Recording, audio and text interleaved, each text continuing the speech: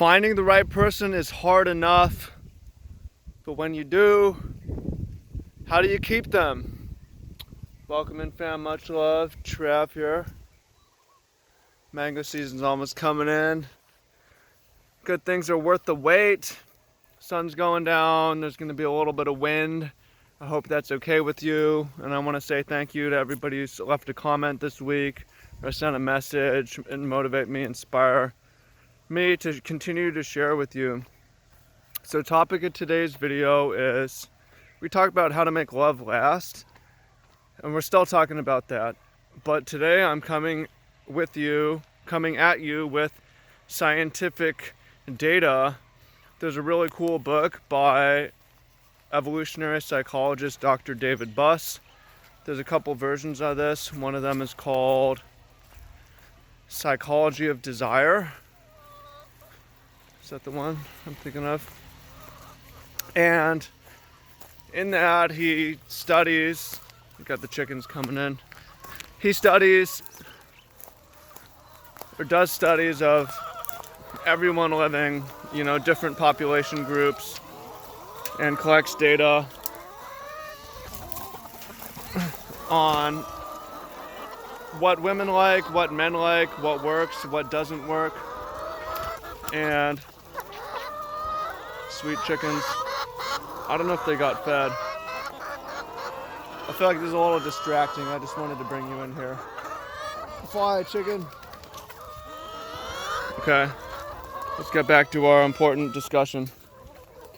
And this is for you.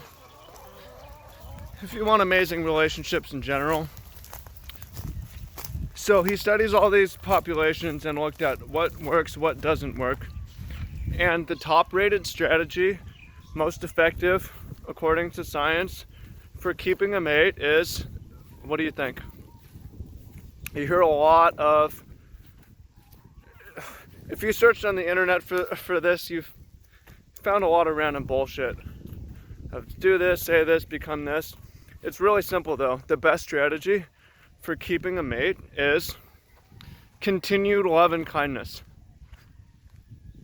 And what's not very effective and is used by inferiors, betas, and so on is jealousy and guilt tactics. That's we can also answer how to keep a mate with how do you lose a mate? How do you get someone to break up with you? It's not like be lower value or it's really simply just being cruel. Like if I'm cruel to you, if I snap at you, if I'm mean to you,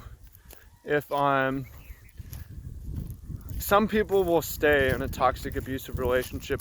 Most people will leave. If not now, eventually. But when you come with continued, consistent love and kindness, everyday love and kindness and gentleness, people will stay with you despite many faults.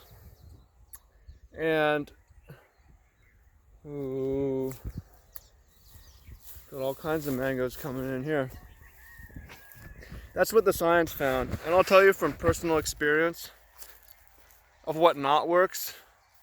I'm gonna go with Dr. David Buss for what works. I haven't, my parents were together for 50 years. I haven't had that experience, and I might not ever have that experience either. But what doesn't work is when you come from, it's like every time that I snap and get mad, every time that I lose emotional control, or any time that I induce guilt, has been the beginning of the end. Because when it comes down to it, it's in a relationship, it's not about how you look, it's not about your list of attributes, how tall you are, what job you have. It's about how you make each other feel. I don't care what you look like. Maybe a little bit. I don't care what you do. Maybe a small amount. What I care a lot though is how you make me feel. And that's really what you care about me. more than anything else. So if you bring the good emotions on a daily basis, you will keep your important relationships, your romantic relationships, your friendships, your family, your tribe will stay strong. So this is another reason why it's important for you to be in emotional control. Emotional control. You can allow yourself to feel certain emotions, but that doesn't mean you act those emotions. If you can feel jealous, feeling jealous is the most natural thing in the world. Acting jealous, no one likes that. You can feel depressed. Don't act depressed. You can feel mad. You don't have to act mad.